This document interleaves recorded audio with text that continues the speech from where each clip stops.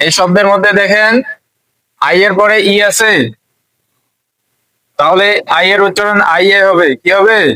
I. যেমন B I, বাই, B I K E, বাই। তারপরে B I R D, bird. এখানে আই এর পরে আর আছে না, আই এর পরে আর আছে, তাহলে আই এর উচ্চারণ আ হবে, কি হবে? আ, বার্ড। তারপরে B I G, big.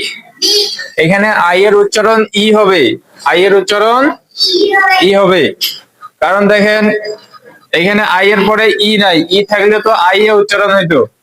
I এর পরে আর আছে এখানে, যদি আর থাকতো তাহলে আ উচ্চারণ হইতো।